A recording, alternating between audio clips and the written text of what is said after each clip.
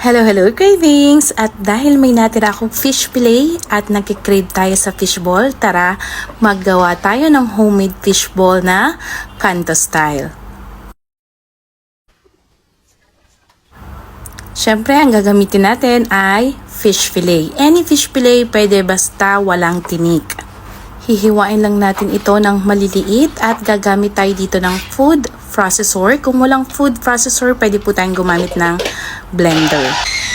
Maglalagay naman tayo dito ng garlic powder. Pwede din kayong maglagay ng onion powder. Meron tayong asukal, asin, paminta, baking powder, chicken powder, optional lamang, cooking oil, egg whites, harina at saka tapioca flour. Kapag wala pong tapioca flour, pwede po ang cassava flour, pwede ang cornstarch. At lalagyan natin ito ng tubig, dahan-dahan, hanggang maubos natin yung 1.5 cups ng tubig. Ang tubig natin ginamit ay malamig na tubig. Kapag ganito na ang consistency, pwede na yan, ilipat na natin sa isang lagayan. Dahil mainit na rin yung ating tubig, gagamit tayo dito ng kutsara panghulma sa ating mga fishball. Ito po ay malaking size. Kung ayaw nyo naman po ng malaking size, ay pwede po kayong gumamit ng kutsarita. Lulutuin lamang natin to ng 10 to 15 minutes. After ng 15 minutes, pwede na po natin itong hanguin. Kung nagmamadali po kayo, pwede nyo pong ilagay sa malamig na tubig para mas mabilis. At syempre, gumawa din tayo ng maliliit na size. Ito yung ginamitan natin ng kutsarita.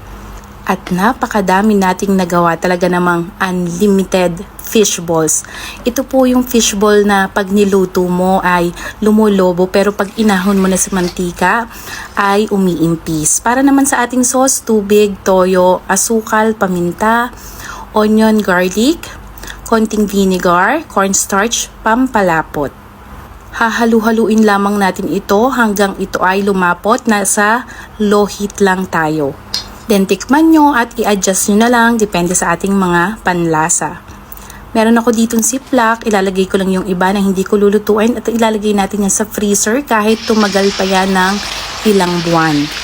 At para naman sa pagpiprito ng ating mga ginawang fishballs, depende na po sa inyo kung gusto nyo yung medyo tostado o yung tama lang. Ako mas gusto ko yung tama lang, yung ganito. Ayan, achieve natin ang Kanto style fishballs.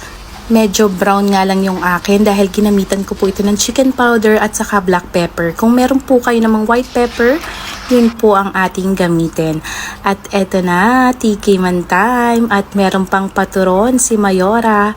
At meron ding pakwek-kwek. Sana po ay matry nyo cravings, pa-like, pa-share, pa-comment, patag na rin ang gusto nyong kasamang kumain ito. Thank you, cravings!